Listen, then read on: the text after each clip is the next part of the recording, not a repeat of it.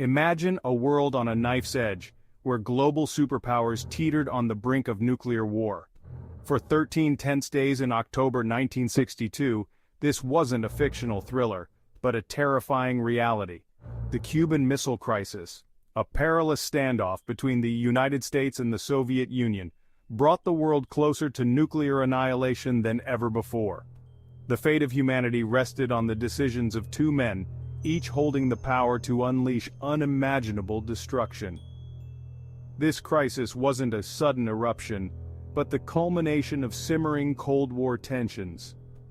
The United States and the Soviet Union, locked in an ideological battle for global dominance, had been engaged in a dangerous arms race since the end of World War II. Both superpowers amassed vast nuclear arsenals, each capable of obliterating the other many times over.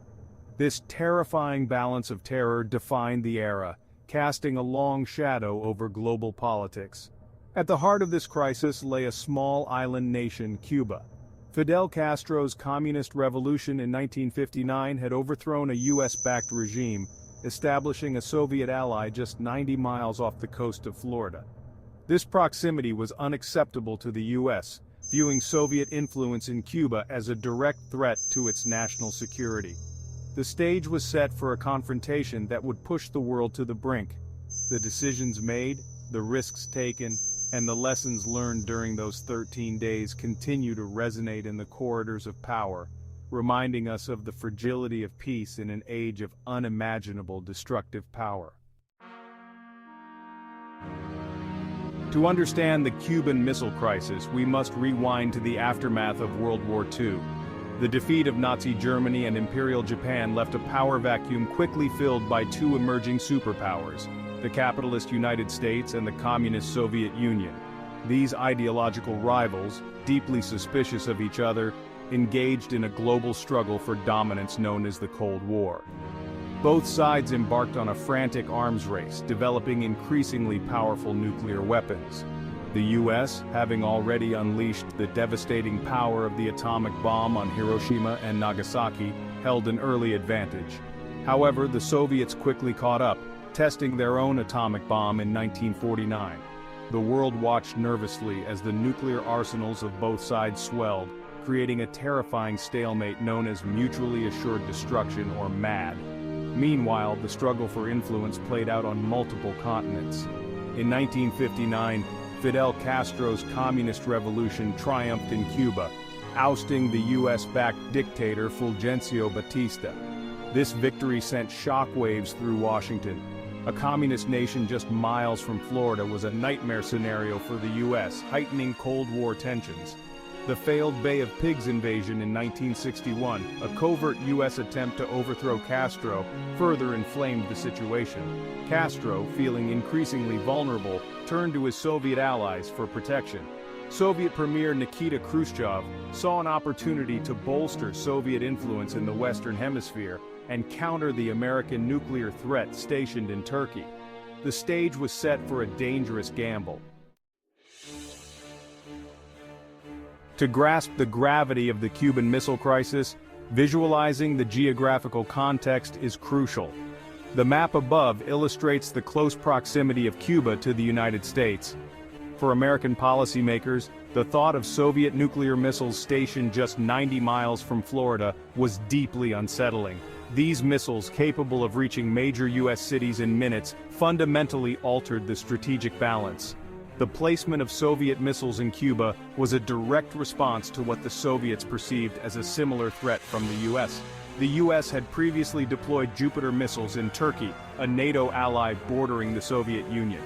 These missiles, while technically less advanced than those later placed in Cuba, were seen by Moscow as a direct threat to Soviet security. This map highlights the geographical dimension of the Cold War. Both superpowers, driven by fear and mistrust, had placed nuclear weapons within striking distance of each other's territory. This precarious balance of terror, while intended to deter an attack, also created a hair-trigger situation where miscalculation or miscommunication could have catastrophic consequences. The Cuban Missile Crisis, therefore, wasn't just about Cuba. It was about the global chessboard of the Cold War, where every move carried the potential for annihilation. Understanding this geographical context is key to appreciating the high stakes and the immense pressure under which both Kennedy and Khrushchev were operating. Two leaders, each representing a vastly different ideology and worldview, held the fate of the world in their hands. On one side, U.S. President John F. Kennedy, young, charismatic, and determined to project an image of American strength and resolve. On the other, Soviet Premier Nikita Khrushchev, a seasoned veteran of Soviet politics, known for his bluster and unpredictable nature. Kennedy, facing his most significant foreign policy challenge yet, assembled a group of advisors known as XCOM to navigate the crisis. He understood the gravity of the situation, aware that any misstep could lead to nuclear war. His calm demeanor and measured approach during public addresses helped prevent mass panic in the U.S., projecting an image of steady leadership in a time of crisis. Khrushchev, on the other hand, miscalculated the American response. He believed the U.S., having already accepted Soviet missiles in Turkey, would not risk war over Cuba. His gamble, however, backfired. Kennedy's unwavering stance, coupled with the U.S. Navy's blockade of Cuba, forced Khrushchev to reconsider. The world watched as these two powerful men engaged in a high-stakes game of brinksmanship. The tension was palpable, the stakes immeasurable. The fate of humanity rested on their ability to find a peaceful resolution to a crisis that had brought the world to the brink. October 14, 1962.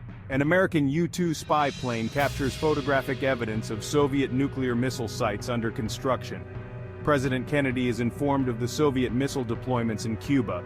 He convenes XCOM to formulate a response. Options range from diplomacy to a full-scale invasion. October 22nd.